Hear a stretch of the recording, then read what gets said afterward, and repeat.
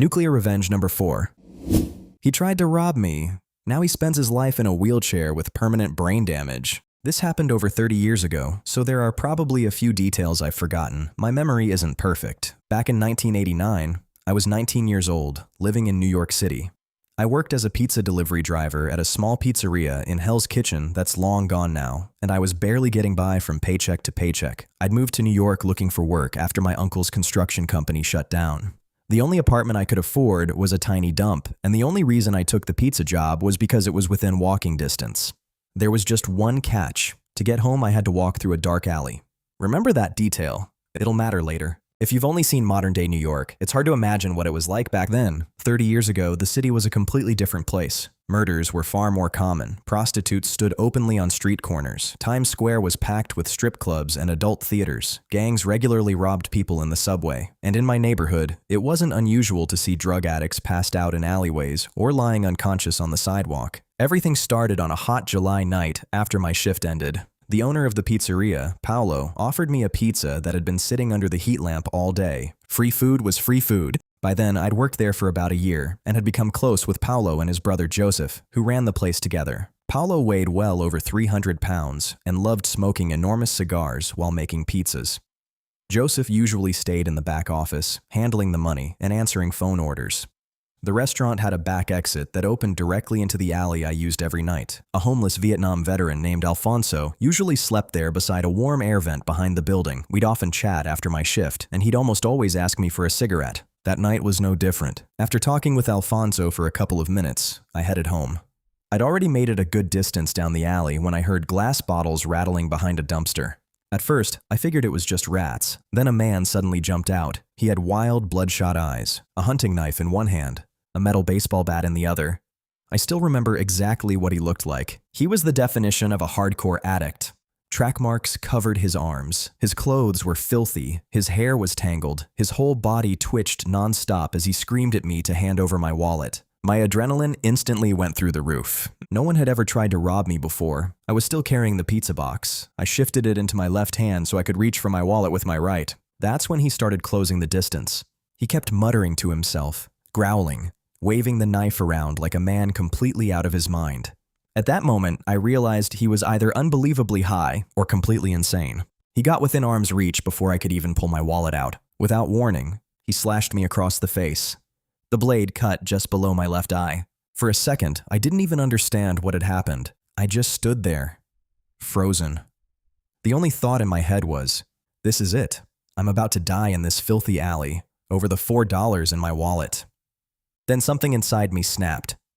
If I was going to die, I was at least going to fight back. I threw the pizza box straight into his face. He stumbled backward. I grabbed the metal bat out of his left hand with both of mine, spun it around, and aimed at his left knee, the closest target I had. The bat connected with a sickening crack. He dropped to one knee, but almost immediately started getting back up as if he barely felt it. I swung again with everything I had. This time, I hit him in the left side of the head. Another loud crack. He collapsed onto the pavement. I have never been that terrified in my entire life. After that, everything becomes a blur.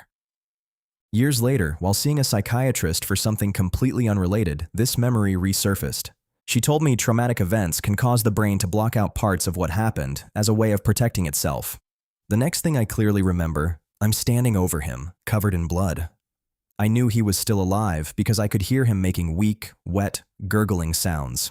His chest was barely rising. Blood poured from his ears, his nose, and his mouth.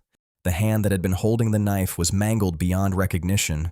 His fingers bent in impossible directions. The knife lay several feet away on the ground. I dropped the bat, then staggered back toward the pizzeria. Alfonso had heard the screaming and came looking for me. Later, he told me I had a completely empty, glassy stare, and I was soaked in blood from head to toe. He helped me back inside. Paolo immediately called the police and an ambulance.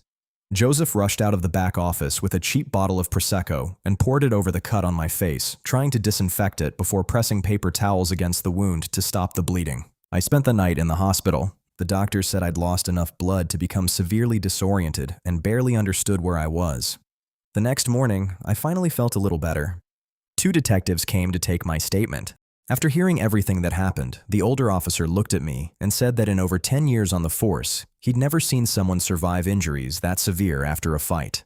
The younger officer then explained what had happened to my attacker. It was horrifying. They'd already spoken with Alfonso, Paulo, and Joseph. All three confirmed my version of events. The bat belonged to the attacker. Everything pointed to self-defense. Still, they asked one question I couldn't answer. Why didn't you stop after he went down?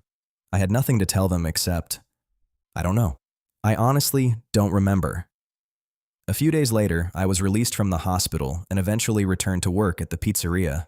The only permanent reminder was a long scar running down the left side of my face. Paulo loved joking about it. From then on, he called me Scarface. Even today, my wife and I still laugh about it. Sometimes right before a romantic night together, I'll grin and say hello to my little friend.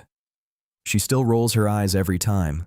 After the attack, though, I became incredibly jumpy, especially whenever I heard glass bottles clattering together. Unfortunately, that happened all the time because Joseph took empty soda bottles out for recycling every week.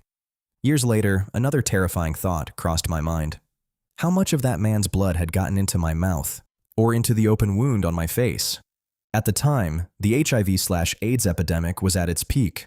The moment I remembered he was an intravenous drug user, I panicked. If I'd been infected without knowing it, I could have passed the virus to my wife, or even my children. After what felt like an eternity waiting for the test results, everything came back negative. I was completely healthy. The doctor told me that if I'd contracted HIV back then, I would almost certainly have known by now. I finally breathed a sigh of relief. He hurt my family, so he never came home again. This story took place sometime in the 1940s. My grandfather grew up in a tiny rural village in Peru, where nearly everyone was part of the same extended family. The village was completely isolated, with the nearest town about a 30-minute journey away. As you'd expect, everyone was incredibly close. This story is about one of my grandfather's cousins. We'll call her Mary. She was around 20 years old. Her husband, Peter, was about 25. Mary's father had moved to the capital for work and brought Mary with him. While living there, she met Peter, fell in love, and eventually married him. A few months after the wedding, they returned to the village. They rented a room at the local saloon, the closest thing the town had to an inn. Peter worked alongside Mary's father, traveling to nearby towns to sell goods and save money. At first, everyone thought he was a decent man. They were wrong. Peter wasn't just cheating on Mary whenever he traveled for work. He was also brutally abusive whenever they were home. Even by the standards of the 1940s, the way he treated her was considered horrific. Eventually, the owner of the saloon, a distant cousin of Mary's, whom I'll call the owner, began noticing the bruises and the fear in her eyes. He was around 50 years old. One day, he finally sat down with her and gently asked what was going on. After a long conversation, she broke down and confessed everything. She'd kept quiet because her family, especially her father, had strongly opposed the marriage from the beginning. She was too ashamed to admit they'd been right. She didn't want anyone to know she'd married an abusive man, but Mary wasn't going to suffer much longer because the owner decided to handle the situation himself. He was famous around town for pulling elaborate pranks on newcomers staying at the saloon. His favorite trick involved telling them about a mysterious bird that supposedly lived out in the fields, a bird so delicious that everyone dreamed of catching one. The only problem, the bird didn't exist. He'd even invented a ridiculous name for it, but my grandfather couldn't remember it, so let's just call it the bird. The prank worked like this. He'd take the newcomer out into a field about 30 minutes from town. He'd hand them a net, keep one for himself, then say he was going to circle around and flush the bird toward them. Instead, he'd simply ride back to town, leaving the poor guy standing there for hours. Eventually, the victim would return empty-handed, only to discover the whole town laughing because they'd fallen for the story. That was considered top-tier entertainment in a tiny farming village. The owner had never pulled that prank on Peter. Peter was usually away working. But eventually, the perfect opportunity came. He told Peter the exact same story about the incredible bird. Peter eagerly agreed to go hunting. This time, however, there was no prank. Instead of taking him to the usual field, the owner led him nearly 2 hours away from town. Along the way, he encouraged Peter to drink. By the time they reached a secluded lake, Peter was heavily intoxicated. That's when the owner shoved him into the water. Peter drowned. The owner calmly returned to town. When people asked why he came back alone, he simply shrugged. He explained that Peter had become obsessed with finding the bird and insisted on wandering deeper into the countryside instead of waiting where he'd been told. Everyone accepted the explanation. The next day, Mary's father realized Peter had never come home. He hadn't shown up for work. He wasn't in the room they'd rented. The owner repeated the same story. Peter had gone off chasing the bird. The people at the saloon confirmed they'd heard Peter talking excitedly about it. Even Mary confirmed he'd left to go hunting. Several days later, Peter's body was found floating in the lake. The official conclusion was simple. He'd gotten drunk while waiting. Then, trying to make his way back to town in the dark, he'd become lost, fallen into the lake, and drowned. No one questioned it. Unlike her husband, Mary's life turned out surprisingly well. She eventually remarried a kind, loving man who treated her with the respect she deserved. Together, they raised 8 children. Later, they bought a home in the capital where she lived happily for the rest of her life. She passed away from cancer around 2003. As for the owner, he also lived a long, peaceful life and died sometime in the late 1970s. My grandfather only learned what had really happened because he accidentally overheard the owner confessing the truth to Mary's father years later. As far as he knew, only 4 people ever knew the real story. The owner, Mary's father, my grandfather, and now, you. I heard this story from my grandfather after asking him one day if his tiny hometown had any dark secrets. Turns out, small towns keep the biggest ones. They let my brother die.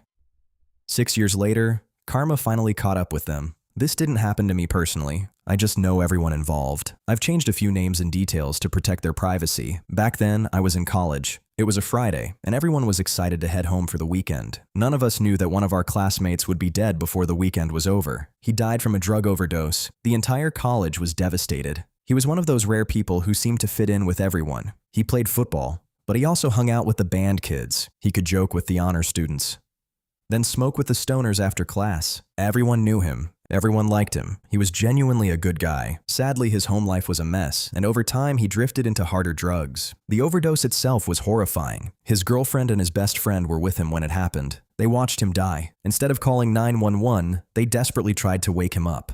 They slapped his face. They poured water on him. They shoved ice under his shirt. At one point, they even recorded themselves trying to revive him. The video showed his face turning dark blue. It was sickening.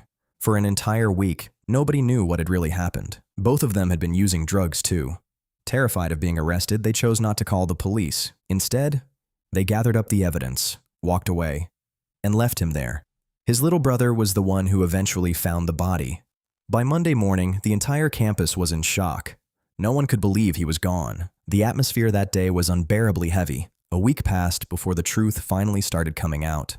The victim's girlfriend, I'll call her Anna, couldn't live with the guilt anymore. She confessed everything to her best friend. The problem was, that best friend also happened to be the victim's cousin. Family came before friendship. She couldn't keep the secret, and that's where the revenge began.